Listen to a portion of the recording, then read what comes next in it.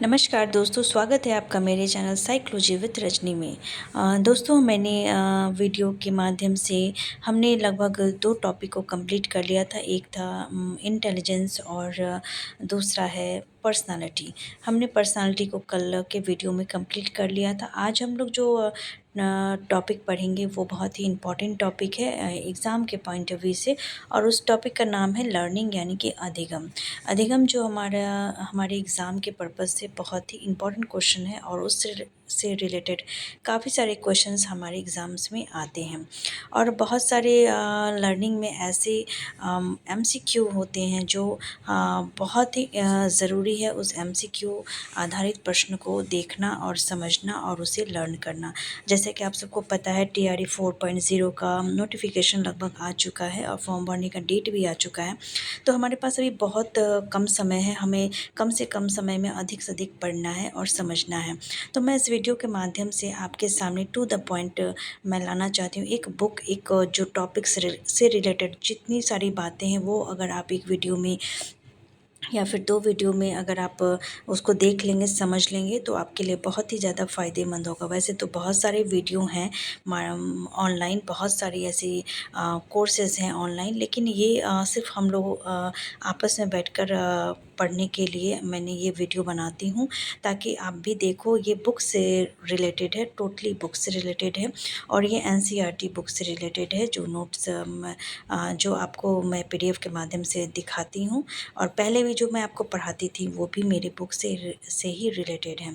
तो जो मतलब हमें जो टू द पॉइंट जिस टॉपिक को पढ़ना है, तो उस पूरी टॉपिक को हम इस वीडियो के माध्यम से पढ़ेंगे, और जल्द से जल्द पढ़ेंगे, क्योंकि हमें बहुत सारी बुक पढ़नी है। इसके बाद हमें एनसीईआरटी भी पढ़नी है, इसके बाद हमें एमसीक्यू पर जो प्रैक्टिस बुक होती है वो भी पढ़नी है, और साथ ही साथ हमें जो ये नेट होता है, नेट से रिलेटेड भी बहुत सारे टॉपिक को देखना है। तो फटाफट हम लोग ज़्यादा बिना देरी के हम लोग स्टार्ट करते हैं आज का न्यू टॉपिक। जो हमारा जो न्यू टॉपिक है वो है लर्निंग। लर्निंग जिसे कि हम अधिगम कहते हैं। आई होप आपको क्लीन दिख रहा होगा। अधिगम अधिगम से अभिप्राय सामान्य अर्थ में सीखने और सिखाने की प्रक्रिया से होता है, अर्थात व्यक्ति के क्रियात्मक व्यवहार के परिणाम स्वरूप व्यवहार में जो स्थायी परिवर्तन होता है वो अधिगम कहलाते हैं। यानी कि अधिगम क्या है, तो अगर एक पॉइंट में जानना, अगर बताना चाहे, तो वो है सीखने और सिखाने की प्रक्रिया। और अधिगम में क्या होता है, एक स्थायी परिवर्तन होता है। यानी कि अधिगम के माध्यम से जब किसी व्यक्ति के व्यवहार में परिवर्तन होता है या परिमार्जन होता है, उसे हम अधिगम कहते हैं।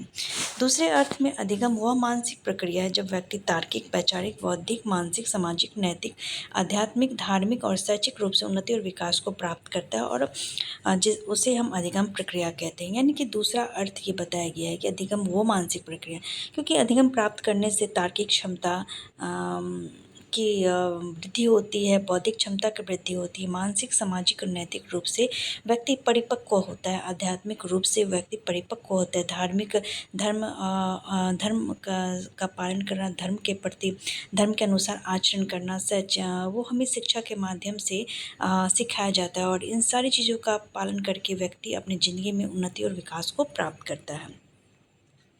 कुछ वैज्ञानिकों ने अधिगम से रिलेटेड कुछ परिभाषाएं दी हैं, जिसमें से मैंने ये जो इम्पोर्टेंट कुछ वैज्ञानिक है उसके ऊपर उन वैज्ञानिकों के नाम और उनकी जो परिभाषा है उसको मैंने लिखा है, और तो इस चीज़ को आप अच्छे से देख लेना। पहला है क्रो एंड क्रो। जो क्रो एंड क्रो जो है वो आपकी आदतों, ज्ञान और अभिवृत्तियों का अर्जन ही सीखना है। ठीक है, आदतों, ज्ञान और प्रवृत्तियों का अर्जन ही सीखना है। बुद्धवर्थ जो है वो अधिगम विकास की प्रक्रिया है। नवीन ज्ञान, नवीन अनुभव और नवीन अभिवृत्तियों का विशिष्टम योग ही सीखना है। ठीक है, इन्होंने 2 तरह की चीज़ें बताई थी। अधिगम विकास की प्रक्रिया, अधिगम करने के बाद जो जिस तरह का विकास होता है, जैसे जैसे हम शिक्षा को प्राप्त करते हैं वैसे वैसे हमारी सीखने की क्षमता का विकास होता है। नवीन नए नए ज्ञान, नए नए अनुभव और नए नए अभिवृत्तियों का जो सारा योग होता है ना, वो सीखना ही है, यानी कि अधिगम ही है। और स्किनर व्यवहार में उत्तरोत्तर अनुकूलन ही सीखना, यानी कि व्यवहार के माध्यम से जो अनुकूलन करना सीखते हैं वो अधिगम के माध्यम से ही होता है। ये किसने कहा है? तो स्किनर ने कहा है। तो गिलफोर्ड के अनुसार व्यवहार के कारण व्यवहार में स्थायी परिवर्तन ही सीखना है, यानी कि ये परिवर्तन की बात करते हैं। गेट्स और अन्य जो हैं अनुभव और प्रशिक्षण के द्वारा व्यवहार में परिवर्तन ही सीखना है। तो गिलफोर्ड जो कहते हैं कि व्यवहार में स्थायी परिवर्तन, यहाँ पर एक चीज़ है कि गिलफोर्ड जो कह रहे हैं कि व्यवहार में स्थायी परिवर्तन, और गेट्स और अन्य के अनुसार व्यवहार में परिवर्तन ही सीखना है। तो गिलफोर्ड और गेट्स जो है वो परिवर्तन की बात कर रहे हैं, और जो स्किनर है वो अनुकूलन की बात कर रहे हैं। ठीक है, व्यवहार में उत्तरोत्तर अनुकूलन ही सीखना है। और जो हमारा वुडवर्थ और क्रो एंड क्रो है वो अर्जन को सीखना मान रहे हैं, या फिर वो दोनों का जो है अधिगम विकास की प्रक्रिया, जिसे मतलब सीख करके जो हम ज्ञान प्राप्त करते हैं उसे ही हम अधिगम कहते हैं। तो इस चीज़ को आप थोड़ा सा ध्यान दे करके पढ़ लेना कि क्रो और क्रो क्या कह रहे हैं कि किसी भी ज्ञान को अर्जित करना अर्जन ही सीखना है। बुद्धवत के अधिगम विकास की प्रक्रिया, स्किनर अनुकूलन करना ही सीखना है। गिलफोर्ड और इसमें गिलफोर्ड ने बस एक चीज़ कहा है कि व्यवहार में स्थायी परिवर्तन, और गेट्स में ने जो कहा है कि वो व्यवहार में परिवर्तन। तो अधिगम की कुछ विशेषताएं हैं जो सबको पता है। अधिगम सीखना है, अधिगम व्यवहार में स्थायी परिवर्तन करता है, सीखना है एक स्थायी परिवर्तन करता है, अधिगम विकास है, अधिगम वातावरण की उपज है, अधिगम परिवर्तन है, अधिगम विज्ञान और कला दोनों है, अधिगम समायोजन है, अधिगम एक खोज है। तो इसमें से ऐसा कुछ ऐसा मुझे नहीं लग रहा है जिसे मैं डील करूँ, क्योंकि ये सबको पता है क्या है। अधिगम जो वातावरण की उपज है, यानी कि वातावरण के माध्यम से भी हम बहुत कुछ सीखते हैं, उसके माध्यम से भी हम लोग बहुत कुछ अपने जीवन में अधिगम करते हैं, लर्न करते हैं।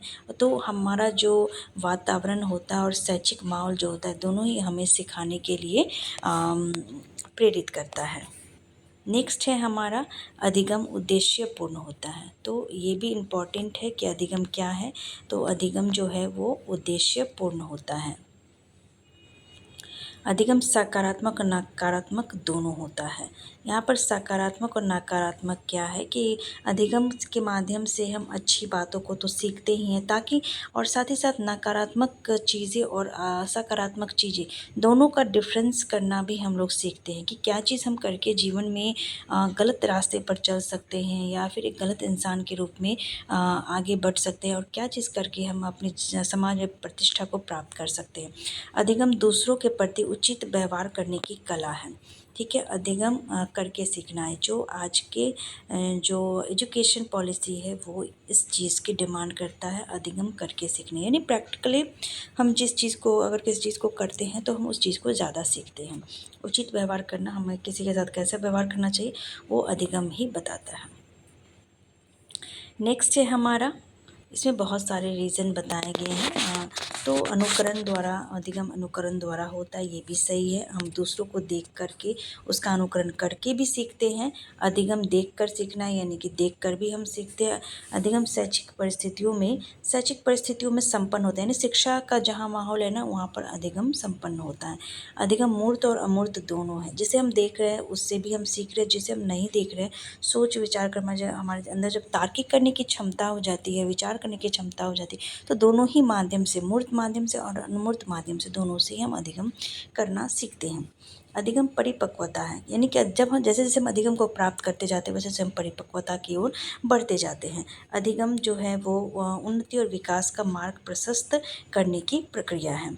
तो अधिगम के माध्यम से हम उन्नति और विकास का मार्ग प्रशस्त करते हैं। ये सबको पता है कि जीवन में आगे बढ़ने के लिए अधिगम अत्यंत ही आवश्यक है। नेक्स्ट है हमारा जीवन अधिगम जो है वो जीवन पर्यंत चलने वाली प्रक्रिया, यानी कि जीवन की शुरुआत से लेकर अंत तक हम कुछ न कुछ सीखते रहते हैं। अधिगम आदतों का परिणाम है। हमारा जो आदत होता है ना, वो कई सारी आदतें जो होती है ना हम अपने जीवन में अपनाते हैं। अच्छी आदतें, बुरी आदतें, हमें क्या करना चाहिए क्या नहीं करना चाहिए, तो वो उस माध्यम से भी हम सीखते हैं। तो ये आदतों का परिणाम क्या है, तो अधिगम है। अधिगम एवं अनुभव एवं प्रशिक्षण द्वारा होता है। ये जो अधिगम होता है और अनुभव, ये सब जो एवं प्रशिक्षण, ये सारा जो होता है ना प्रशिक्षण के माध्यम से ही होता है, जिसे हम देख करके, सीख करके, ऑब्जर्व करके, सुन करके प्राप्त करते हैं। अधिगम निरंतर चलने वाली प्रक्रिया है। तो ये मैंने अभी जस्ट बताया था कि अधिगम जो है जीवन पर्यंत चलने वाली प्रक्रिया, यानी कि एक ही बात है, निरंतर चलने वाली प्रक्रिया है।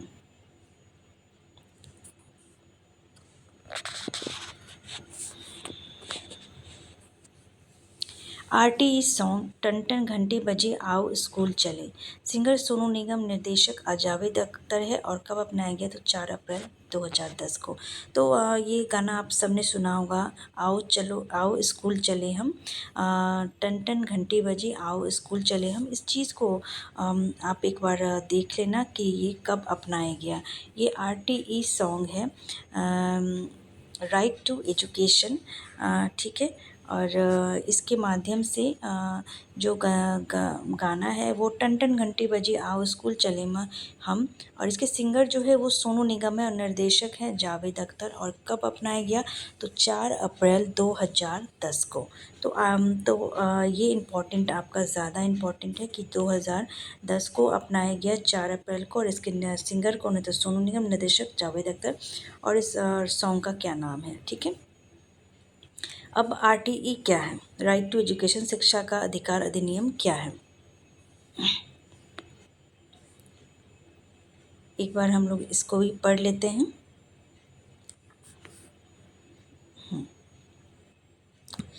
तो आरटीई जो है वो, आरटीई से क्या अभिप्राय है?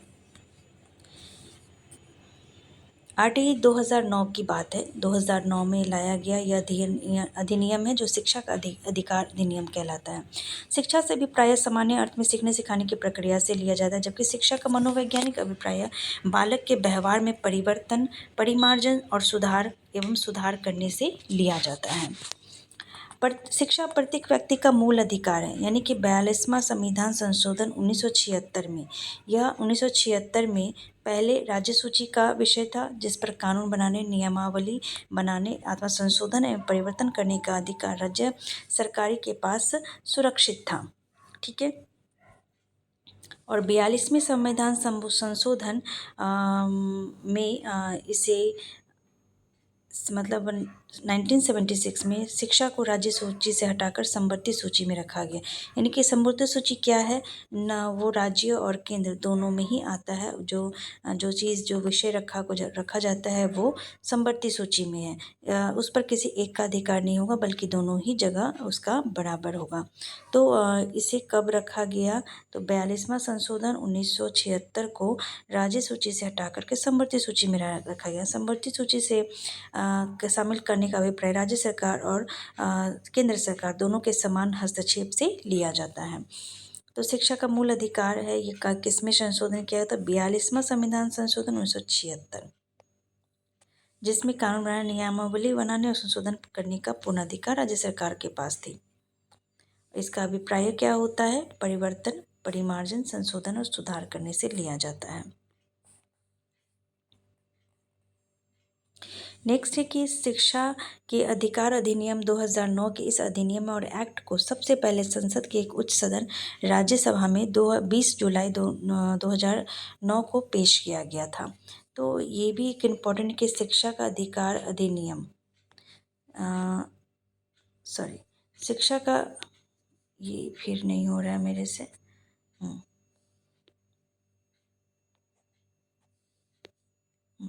चलो, शिक्षा का अधिकार अधिनियम 2009, ठीक है। और इस एक्ट में उच्च सदन में सबसे पहले 20 जुलाई 2009 को पेश किया गया।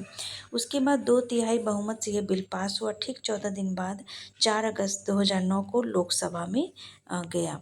लोकसभा में पारित होने के बाद इसे राष्ट्रपति के समक्ष पेश किया गया, और जिस पर तत्कालीन राष्ट्रपति महोदया श्रीमती प्रतिभा पाटिल द्वारा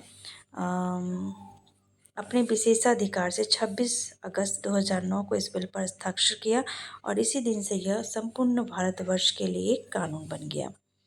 तो इसमें कुछ जो महत्वपूर्ण बातें हैं जानने योग्य, वो ये है कि पहले कोई भी बिल है ना राज्यसभा में जाती है, फिर लोकसभा में पास होती है, और फिर लोकसभा में पास होने के बाद हमारे जो राष्ट्रपति हैं वो उस बिल पर हस्ताक्षर करते हैं, और हस्ताक्षर करने के बाद वो एक कानून बन जाता है। ठीक है। तो सबसे पहले कब गया, तो 20 जुलाई 2009 को।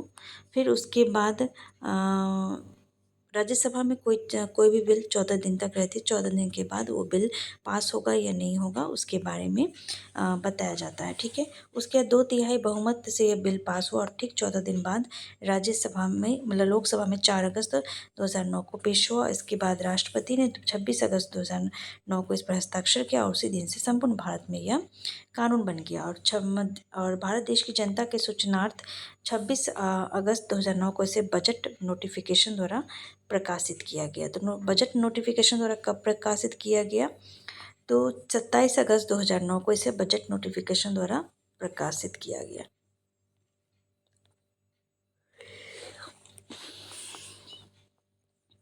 अब इसमें जो कुछ इम्पोर्टेंट चीज़ें हैं कि आरटीई लागू करने वाला विश्व का पहला देश नॉर्वे एवं चिली है। आरटीई लागू करने वाला भारत 135वां देश बना। ठीक है।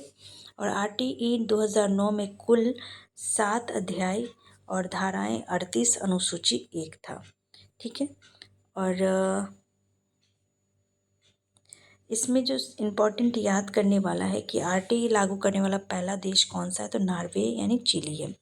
नॉर्वे चिली है। और भारत में यह कब लागू, भारत जब लागू हुआ तो भारत कितना कौन सा देश बना, तो 135वां देश बना जहाँ पर आरटीई लागू हुआ। और आरटीई में कुल कितने अध्याय, तो 7 अध्याय हैं, 7 अध्याय हैं, 38 धाराएं हैं और 1 अनुसूची है। अध्याय प्रथम, नाम एवं विस्तार संक्षिप्त शब्दावली 2 धारा 1 में है नाम एवं विस्तार जम्मू कश्मीर व धार्मिक शिक्षण संस्थानों को छोड़कर संपूर्ण भारत में यह लागू हुआ। जैसा सबको पता है कि जम्मू कश्मीर में उस वक्त अलग कानून था, तो यह जो है ना जम्मू कश्मीर को छोड़ करके संपूर्ण भारत में लागू हुआ। शिक्षा का अधिकार अधिनियम धारा 2 संक्षिप्त शब्दावली, जैसे असुविधाग्रस्त बालक। दूसरा, अनुवीक्षण प्रवेश प्रक्रिया परीक्षा, बालक जो 6 से 14 वर्ष का बच्चे इसमें रहेंगे। प्रारंभिक शिक्षा 1 से 8 तक की शिक्षा को माना गया। अध्याय 2 में जो है अधिसूचना एवं प्रारूप 3 धाराएं। धारा 3 में है 6 से 14 वर्ष तक के बालकों को प्रारंभिक शिक्षा प्राप्त करने का अधिकार। और धारा 4 में वायु के आधार पर विद्यालय में प्रवेश, जैसे 1-2 वर्ष के बालक को 5वीं कक्षा में प्रवेश देना अनिवार्य होगा। धारा 5 में टीसी स्थानांतरण का अधिकार, अर्थात कोई भी बालक प्रारंभिक शिक्षा प्राप्त करने हेतु कभी भी अपनी टीसी कटवा सकता है और दूसरे विद्यालय में जा सकता है। तीसरा अध्याय में है कि समुचित सरकार, स्थानीय प्राधिकरण और माता पिता के कर्तव्य एवं उत्तरदायित्व। 6 धाराएं जो हैं वो समुचित, ये 6 धाराएं में। और धारा 6 में है समुचित सरकार द्वारा समय, स्थान और परिस्थिति की उपलब्धता के आधार पर विद्यालयों की स्थापना। पहली से 5वीं तक के 6 से 11 वर्ष के 20 बच्चे होने पर घर से 1 किलोमीटर के दायरे में स्कूल की स्थापना की जाएगी। और 6 से 8 तक 12 से 14 वर्ष तक के 30 बच्चे होने पर घर से 2 किलोमीटर के दायरे पर स्कूल की स्थापना की जाएगी। और धारा 7 में बताया गया है कि इसके अंतर्गत समुचित सरकार द्वारा शिक्षा पर केंद्र और राज्य का वित्तीय अनुपात क्या होगा, केंद्र और राज्य का। और जो 55 है यानी 45 11वीं पंचवर्षीय योजना, 35 12वीं पंचवर्षीय योजना, 10 यानी 90 यानी ये मतलब कि मतलब किस आधार पर कौन कितना खर्च करेगा, यानी राज्य सरकार कितना खर्च करेगा और केंद्र सरकार कितना खर्च करेगा, इसका अनुपात बताया गया। इधर का केंद्र और इधर राज्य है, तो केंद्र 55 और राज्य 45 पंचवर्षीय योजना में। केंद्र 65 और राज्य 35 12वीं पंचवर्षीय योजना में। केंद्र 90% और राज्य 10%, यानी पूर्वोत्तर राज्य में ये प्रावधान है। और केंद्र 68% और बाकी बचा 32% वर्तमान अनिल बोर्दिया समिति के अनुसार। और 60 केंद्र करेगा और 40 राज्य करेगा SMSA यानी समगत शिक्षा अभियान के तहत। धारा 8 में समुचित सरकार के कर्तव्य में उत्तरदायित्व। पहला, विद्यालय भवन का निर्माण, उपलब्धता, पाठ्यक्रम, खेल का मैदान आदि समस्त कार्य। धारा 9 में स्थानीय प्राधिकरण के कर्तव्य, विद्यालय का अवलोकन, नियंत्रण, साफ सफाई बुनियादी जरूरतें। धारा 10 में माता पिता के कर्तव्य एवं दायित्व अनुच्छेद 51 का में इसमें शामिल किया गया है। और माता पिता के कर्तव्य है कि 6 से 14 वर्ष के सभी बालकों को अनिवार्य रूप से शिक्षा प्रदान करने हेतु विद्यालय भेजें। अनुच्छेद 51 के क में शिक्षा 6 से 14 वर्ष के बालकों को मुफ्त शिक्षा प्राप्त करने का जो प्रावधान है वो धारा 10 और अनुच्छेद 51 क में है।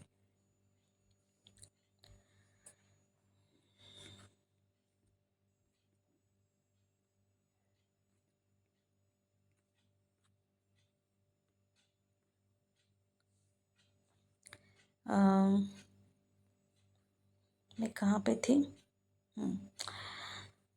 धारा 11 में है कि 6 से 14 वर्ष के जो भी बालक हैं घर के नज़दीक ही आंगनवाड़ी केंद्र, मालवाड़ी केंद्र, मदरसों में शिक्षा प्राप्त करने का अधिकार अनुच्छेद 45 में है। ठीक है। और अध्याय 4 में है सबसे बड़ा अध्याय, जिसमें लगभग 17 धाराएं हैं। स्कूल और शिक्षक के उत्तरदायित्व एवं कर्तव्य हैं। और धारा 12 में है शिक्षण संस्थानों में कक्षा प्रथम में प्रवेश हेतु दुर्बल, गरीब, असुविधाग्रस्त और निर्धन बालकों को 25% सीटों पर आरक्षण दे होगा। धारा 13 में है प्रवेश के समय बालक को कोई प्रवेश परीक्षा विद्यालय लेगा, न ही माता पिता का कोई साक्षात्कार लेगा। ठीक है।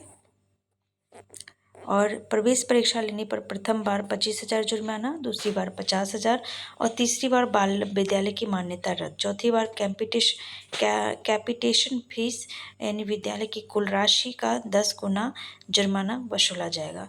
धारा 14 में आवश्यक प्रमाण पत्रों से मुक्ति, जैसे आयु प्रमाण पत्र, जाति प्रमाण पत्र। धारा 15 में विद्यालय में प्रवेश की तिथि 30 सितंबर होगी, लेकिन वर्ष पर्यंत प्रवेश दिया जाएगा।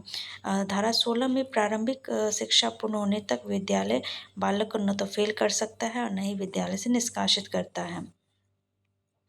Note distinction. नोट, जनवरी 2019 में इसमें एक संशोधन किया गया, जिसमें राज्य सरकार की अनुमति लेकर विद्यालय बालक को 8वीं कक्षा में फेल या रोक सकता है। धारा 17 में प्रारंभिक शिक्षा के दौरान शिक्षक बालकों को शारीरिक या मानसिक दंड देना प्रतिबंध होगा। ऐसा करने पर 3 माह का कारावास और अनुशासनात्मक कार्रवाई का प्रावधान है। धारा 18 में बिना मान्यता विद्यालय स्कूल चलाना प्रतिबंध होगा। पाए जाने पर 1 लाख का जुर्माना और निरंतर ऐसा करने पर प्रतिदिन 10,000 रुपये जुर्माना, जिस दिन तक वो मान्यता प्राप्त न कर ले।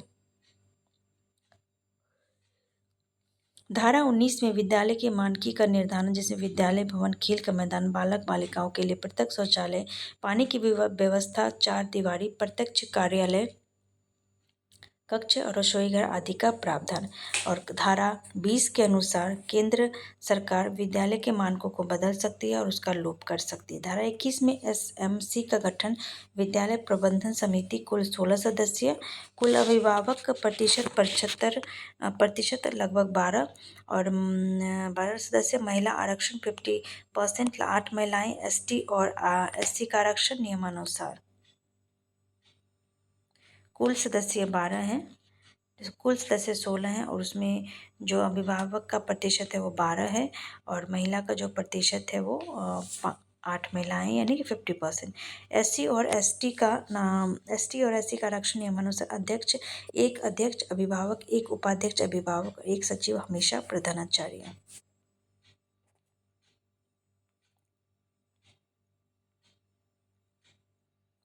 ये सारी धाराओं से रिलेटेड ही है और हमें पूरी की पूरी धाराएं पढ़नी है। ठीक है।